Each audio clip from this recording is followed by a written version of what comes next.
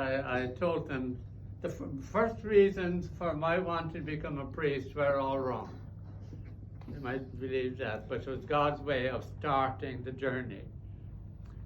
I lived in a lovely spot in Ireland, small village, but there's 2 golf courses there now. And every day afternoon when I came home from school, there were priests playing golf. I didn't realize there were different priests, which at the time, it was a primary school. But there were different priests. The system was that curates in the parish, they get more or less the same day off every week for half a day maybe. And what a lot of them would do, where in the area I lived, they would get 3 or 4 of them might get together, have lunch first, or rather go for the game of golf first, and then have dinner in the evening. So when I came home from school, they were just finishing the round of golf, the last hole of the golf course. And so I'd always see a priest there when I was coming home. And so if I become a priest, I can play golf every day.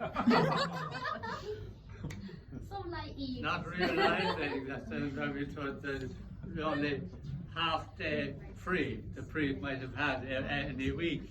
Is this a joke? Huh? Is this real or That's just all a they joke? have, yeah. That's all they have. Because in my time there were 4 priests in my parish. Now there's 1 priest doing 4 parishes. Kind of totally crazy, absolutely. Very few vocations. Like Macau, very few local vocations as well. But anyway, I didn't realize what was going on. So that was one mistaken idea. You're a big boy. Then every priest in cars, there were 4, and each one had a car. Well, a priest will have a car. But the parish wasn't just a small village or town. It was a big area. A small village, maybe 800, 1,000 people, and then the rest of the parish was all outside. And that time people would call, if somebody got ill at home, people would call for a priest before they called for an ambulance. Oh yeah, that was the way. That was the way. What was it? It's not the person is very ill, be prepared for heaven, so he gets Eucharist. So I didn't realize that's why they had a car.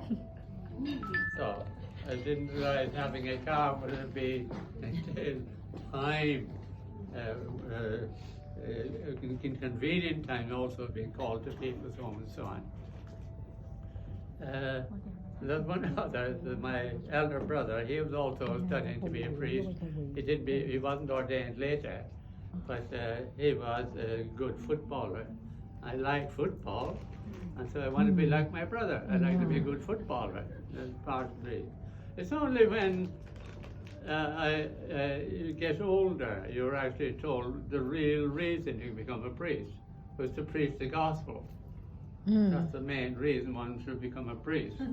And I also like the privilege of saying Mass, offering Mass for people. That's very important, I think.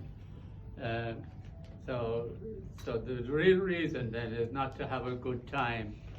It is reason to be holy in the practical sense of it, not just being holy and going around like that. That's not holiness, but to get to be close to God, be ready to listen to people and to help people as much as possible. That's all it was.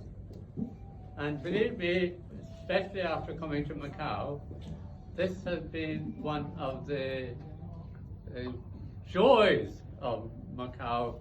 The people are so nice. The people, at least people have been so nice to me. So it's easy to be a priest here in Macau.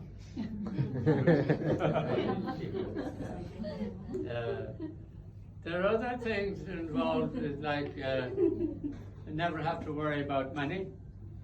Never. It's, the money is always there. If you need it, you have it. But you spend money on things that are necessary. You people are spoiling me. No, Father, you have spoiled us over the last, Absolutely. myself 30 years, the other there 40 something years. Maybe Joelle over what, 30, 20, You are 20, the one, you 28 are the one years. who paid for the sandwiches that I got, the dinner that I got, when I was a little girl.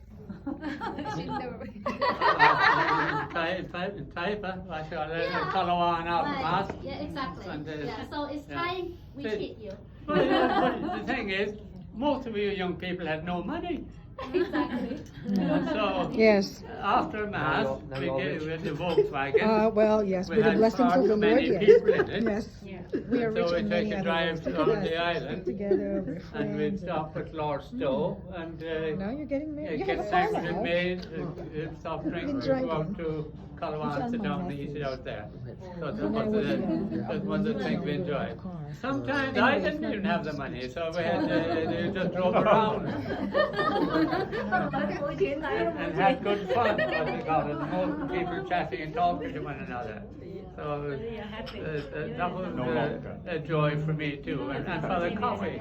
Father Coffee. Also, the Lord have mercy. He also I heard about enjoyed him, but Macau never very met much. him. He really did. And Edke, your husband, Yes. a very good story about it. Tell us about it. Actually, it's from my husband. We wanna Edke's know. husband, What's the what story? did you call it? Father Coffee taught him. And what you call it. And he told you one day that Father Coffee took about 10 boys into the Yeah, he casino. was the student of Father Coffee Yeah. at that time. And Father Coffee Yeah. brought several of them to the casino. I don't know how to spell And it. asked them to play. My other husband Just go ahead. was And also then you called will learn Coffee from the from Tonga. gambling. You will learn something from the gambling, right? Wow, from church to gambling. Yeah. It's good to know. Casino. Now I know who to go to. Father Coffee give you luck. When they Yeah, won, it's true. they said, no, continue. When you lose it, we'll leave. Because you can't win in gambling. Yeah, that's right, true, yes. Yeah, Casino always learn win. from gambling. Yes. You will learn something from gambling. Anyway, I ended up out here. But I ended up trying anyway because in the end of the visit, the province of Hong Kong had asked the province of England and Ireland for 2 volunteers to come to Hong Kong and teach English. And everybody in the visit applied. But Father McKenna, who's still alive in Hong Kong, also, but he has something in the middle of the brain. It could just break any moment. He'd be dead in 10 seconds, something like that, if it happened. But It's like a tumor. so he stopped teaching at the age of 65 in Hong Kong. He went back to Ireland, but came back to Hong Kong again. He had gone permanently. He had gone back. Father Coffey went back. Father McKenna came first. Father Coffey 2 years later. Me 2 years after that. Because I was able to teach longer in Macau because of the government didn't put any regulation on foreigners.